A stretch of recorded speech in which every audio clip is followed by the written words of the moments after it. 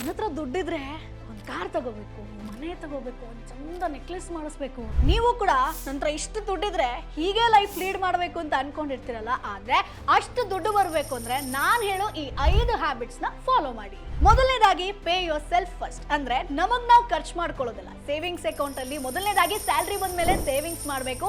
Swiggy, Zomato ಅದು ಇದು ಅಂತ ಹೇಳಿ ಖರ್ಚು ಮಾಡಿದ್ಮೇಲೆ ಯಾವತ್ತಿಗೂ ಕೂಡ ಸೇವಿಂಗ್ಸ್ ಮಾಡೋದಲ್ಲ. ಅಂದ್ರೆ ಸೇವಿಂಗ್ಸ್ ಮಾಡಿ ಉಳಿದಿರೋ ಹಣದಲ್ಲಿ ಖರ್ಚು ಮಾಡಬೇಕೇ ಹೊರತು ಖರ್ಚು ಮಾಡಿ ಉಳಿದಿರೋ ಹಣದಲ್ಲಿ ಸೇವಿಂಗ್ಸ್ ಮಾಡಬಾರ್ದು. ಇನ್ನು ಎರಡನೇದಾಗಿ ಲಿವ್ ಬಿಲೋ ಯೋರ್ ಮೀನ್ಸ್. ಅಂದ್ರೆ ನಿಮ್ಮ ಆದಾಯಕ್ಕಿಂತ ಕಡಿಮೆ ಹಣವನ್ನ ನೀವು ಖರ್ಚು ಮಾಡುವಂಥದ್ದು. ಇನ್ ಕೇಸ್ ನಿಮ್ಗೆ 30,000 ಸಂಬಳ ಆಯ್ತು ಅಂತಂದ್ರೆ 3 ಲಕ್ಷದ ಲೈಫ್ ಸ್ಟೈಲ್ ಅನ್ನ ಲೀಡ್ ಮಾಡೋದಲ್ಲ. ಎಷ್ಟೋ ಶ್ರೀಮಂತರು ಏನ್ ಮಾಡ್ತಾರಂತಂದ್ರೆ ಅವರ ಒಂದು ಹಣವನ್ನ ಬೆಳೆಸೋದಕ್ಕೆ ಇನ್ವೆಸ್ಟ್ ಮಾಡ್ತಾರೆ, ಶೋ ಆಫ್ ಮಾಡೋದಕ್ಕಲ್ಲ.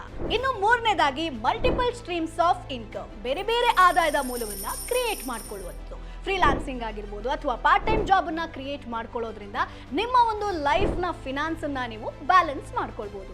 ಇನ್ನು ನಾಲ್ಕನೇದಾಗಿ ಸ್ಮಾರ್ಟ್ ಡೆಟ್ ಮ್ಯಾನೇಜ್ಮೆಂಟ್. ಅಂದ್ರೆ ನಿಮ್ಮ ಸಾಲವನ್ನ ನೀವು ಯಾವ ರೀತಿಯಾಗಿ ಮ್ಯಾನೇಜ್ ಮಾಡ್ಕೊಳ್ತೀರಾ ಅನ್ನೋದು ನಿಮಗೆ ಗೊತ್ತಿರಬೇಕು. 30,000 ಸಂಬಳ ಆಯ್ತು ಅಂತಂದ್ರೆ 30 ಲಕ್ಷದ ಸಾಲವನ್ನ ಮಾಡ್ಕೊಳ್ಳೋದಲ್ಲ. ಯಾವತ್ತಿಗೂ ಕೂಡ ಅನಾವಶ್ಯಕ ಸಾಲವನ್ನ ತಗೊಳ್ಳೋದಕ್ಕೆ ಹೋಗ್ಬೇಡಿ. ಇನ್ ಕೇಸ್ 30,000 ಸಂಬಳ ಆಯ್ತು ಅಂತಂದ್ರೆ 3,000 ಸಾಲ ಮಾಡಿ. ಸೊ ಆರಾಮ್ಸೆ ನೆಕ್ಸ್ಟ್ ಮಂತ್ ನೀವು ಅದನ್ನ ತೀರಿಸ್ಕೊಳ್ಬಹುದು. ಸೊ ಹಾಗಾಗಿ ಸಾಲವನ್ನ ಹೇಗ್ ಮ್ಯಾನೇಜ್ ಮಾಡ್ಕೊಳ್ತೀರಾ ಅನ್ನೋದು ತಿಳ್ಕೊಳ್ಬೇಕು. ಇನ್ನು ಕೊನೆಯದಾಗಿ ಕೀಪ್ ಲರ್ನಿಂಗ್ ಅಬೌಟ್ ಮನಿ. ಪ್ರತಿದಿನ ನೀವು ಹಣದ ವಿಚಾರವಾಗಿ ಕಲಿತಾ ಹೋಗ್ಬೇಕಾಗತ್ತೆ. ಎಲ್ಲಿ ಇನ್ವೆಸ್ಟ್ಮೆಂಟ್ ಮಾಡಬೇಕಾಗತ್ತೆ, ಎಲ್ಲಿ ಇನ್ವೆಸ್ಟ್ಮೆಂಟ್ ಮಾಡಿದ್ರೆ ನನಗೆ ಹೆಚ್ಚು ಪ್ರಾಫಿಟ್ ಸಿಗುತ್ತೆ, ಹೆಚ್ಚು ರಿಟರ್ನ್ ಸಿಗುತ್ತೆ, ಮನಿ ಮ್ಯಾನೇಜ್ಮೆಂಟ್ ಅನ್ನ ನಾನು ಹೇಗೆ ಮಾಡಬೇಕು, ಹೀಗೆ ಸಾಕಷ್ಟು ವಿಚಾರಗಳ ಬಗ್ಗೆ ತಿಳ್ಕೊಳ್ಬೇಕು. ಸೊ ಎಲ್ಲಿ ತಿಳ್ಕೊಳ್ತೀರಾ? ಬಾಸ್ವಾಲಾ ಆಪ್ ಅಲ್ಲಿ ತಿಳ್ಕೊಳ್ತೀರಾ. ಫಿನಾನ್ಸ್ಗೆ ಸಂಬಂಧಪಟ್ಟಂತ ಸಾಕಷ್ಟು ಕೋರ್ಸ್ಗಳಿರುತ್ತೆ. ಎಕ್ಸ್ಪರ್ಟೇ ಇಲ್ಲಿ ನಿಮಗೆ ತಿಳಿಸ್ಕೊಡ್ತಾರೆ.